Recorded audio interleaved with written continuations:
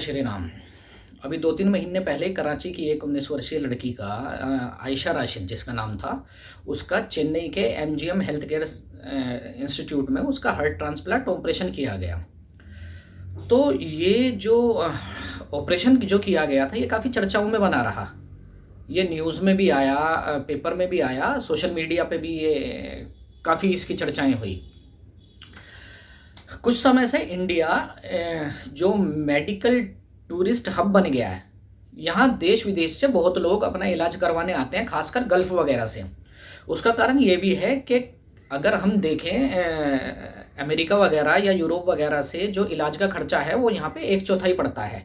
जितने पैसे में मतलब इलाज होना चाहिए यूरोपियन कंट्रीज़ में, उससे भी आधे से कम में यहाँ पे इलाज भी हो जाता है और यहाँ पे भारत दर्शन भी हो जाता है, भारत भ्रमण भी कर लेते हैं।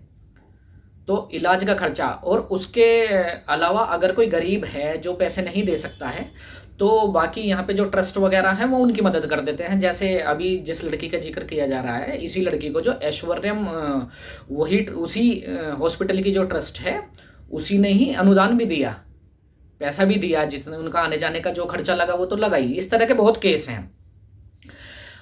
इसी दौरान बेतुकी पत्रकारिता भी देखने को मिली। मैं एक वेबसाइट पे पढ़ रहा था कि चेन्नई के डॉक्टरों ने जो हिंदुस्तान पाकिस्तान के जो बहुत ही कड़वे होते रिश्ते हैं उस पर कुछ समय के लिए मरहम लगा दिया है। मतलब कोई बेसिर पैर की बात है भैया। मरहम लगाने वाली बात तो ये हुई, हमने तो क्या क्या करके देख लिया, उन पे कोई जोर नहीं पड़ रहा, उन पे किसी चीज़ का लेना देना नहीं है। रही सही कसर ये पाकिस्तान के जो कुछ मूर्ख मौलाना हैं, रही सही कसर वो कर देते हैं। अभी एक मौलाना का सुनने में आ रहा था कि एक मौलाना से जब पूछा गया कि भाई हिंदुस्तान में एक लड़की का हार्ट ट्रांसप्लांट हुआ है कराची की, तो उस पर आपका क्या कहना है, तो वो मौलाना जो कह रहा है, सुनकर आश्चर्य करने वाली बात नहीं है। वो ये कह रहा है कि ये तो अच्छी बात है कि उसको दिल दिया है, क्योंकि एक मुसलमान की जान बच रही है, तो इसलिए अच्छा है कि उसे डोनर मिल गया है, कि उसे दिल लगा दिया गया है। और जिसने दिल दिया उसके लिए ये अच्छी बात है कि उसका जो पूरा शरीर है वो तो जहन्नुम में जाएगा ही, क्योंकि वो मुसलमान नहीं है, लेकिन उसका जो दिल है वो जन्नत में जाएगा। एक हिंदू बंदा था जिसकी डेथ हो गई, उसका दिल निकाल कर एक मुसलमान बच्ची के सीने में डाल दिया गया। दिल तो अभी भी धड़क रहा है, उसको सवाब मिलेगा उस हिंदू भाई को। अब मैं इसी पर बात करना चाह रहा हूँ। अब देखें कि वो अगर दिल किसी हिंदू का था तो ये एक मुसलमान की एक हिसाब से शहादत भी है कि उसने एक हिंदू दिल को भी रब के सामने झुका दिया। वो मुसलमान है वो बच्ची, उसने एक ऐसे दिल को रब के सामने झुका दिया जो किसी बुतों के सामने झुकने वाले के सीने में था। दूसरे नंबर पर जिसका दिल निकाल कर इस बच्ची के सीने में डाला गया, उसको तो कोई सवाब नहीं होगा इस मामले में। उसका दिल लगा है। इस तरह की बेसिर पैर की बात का कोई मतलब तुक है इनकी। और केवल यही एक मौलाना नहीं, अगर आप पाकिस्तान में सुनने लगे एक से एक जाहिल मौलाना है, मतलब जैसे उनमें कोई कंपटीशन हो रहा है, उनमें आपस में ही उनमें कंपटीशन हो रहा है। इक्का दुक्का यहाँ भी निकल के आते हैं, लेकिन वहाँ तो मतलब एक नेक्स्ट लेवल पे ले गए हैं अपनी समझदारी को। अभी पीछे रमज़ान के समय में मैं एक वहीं के मौलाना को सुन रहा था, तो वो कह रहे थे कि जैसे रोज़ों में पानी वगैरह भी नहीं पीते, कुछ भी नहीं करते, तो वो कह रहे थे कि अगर आप फ्रेश हो लेते हैं, पैखाना हो लेते हैं, तो आप धोते टाइम भी अपनी सांस को रोक ले, कहीं पीछे के रास्ते से पानी आपके अंदर ना चला जाए जिससे आपका रोजा टूट जाए। मतलब इससे बेतुकी बात डिस्कस करने वाली हो सकती है।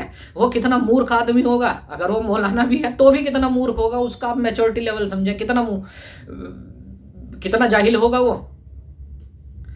अगर केवल पानी को ही समझा जाए तो हवा में भी 0.001% से लेके 4% तक पानी होता है। टेम्परेचर पर डिपेंड करता है, लेकिन पानी भी होता है। तो आप सांस लेनी थोड़ी छोड़ देंगे, दिन में सांस भी तो लेते होंगे।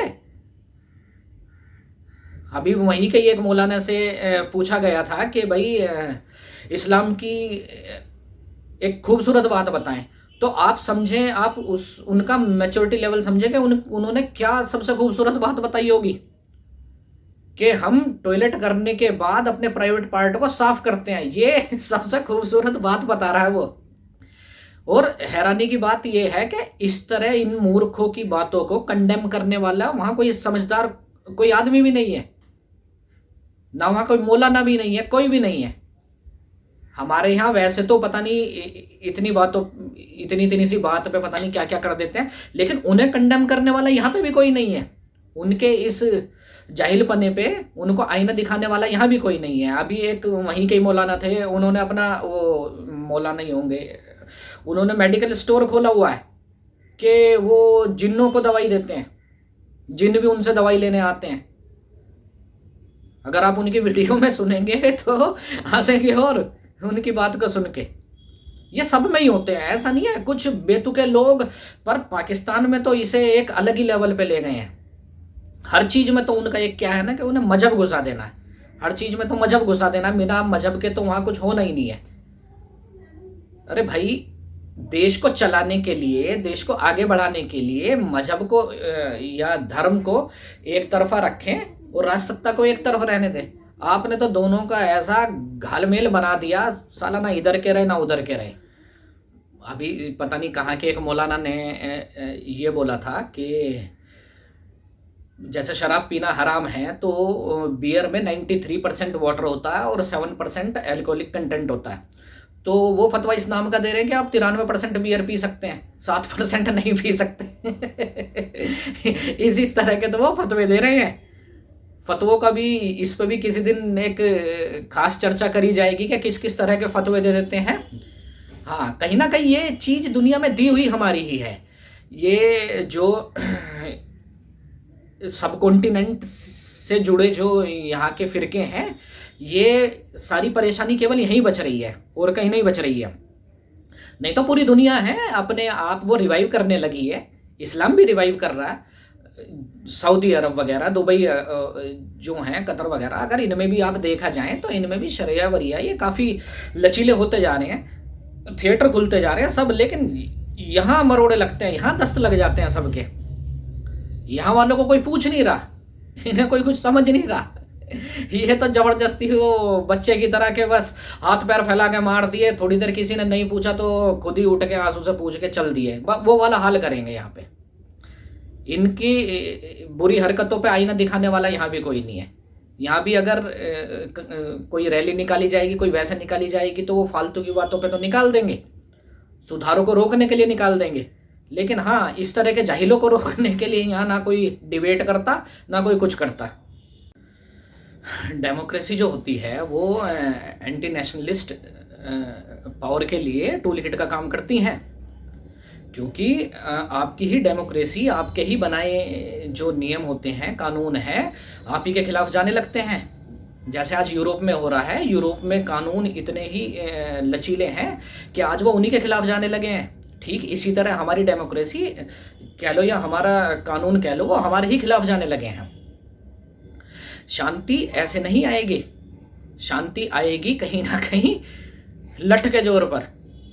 शांति ऐसे नहीं बनती। नहीं तो जिन देशों में हम देखें, जहाँ पे हम तुलना कर देते हैं कि वहाँ पे कानून देखो कैसे सख्ती से फॉलो होते हैं, कभी हम गल्फ की बात कर देते हैं, कभी चाइना की बात कर देते हैं, कभी कोरिया की बात कर देते हैं। इसका कारण क्या है? क्योंकि वहाँ पे लठ का जोर है, आदमी डर के वहाँ पे कानून का पालन कर रहा है। किसी भी राष्ट्र का जो मूल है वो शांति ही है, और जिस कीमत भी आए, शांति बहुत सस्ती है। और आखिर में चलते चलते बस ये महाभारत की एक और बात कि महाभारत में भी शांति तभी आई थी जब महाभारत का युद्ध हो गया था। नहीं तो पूरे महाभारत में उथल पुथल, कोई ना कोई कलह चलती रही थी। जब महाभारत का युद्ध हो गया तब पूर्णतः शांति आ गई थी। जय श्री राम।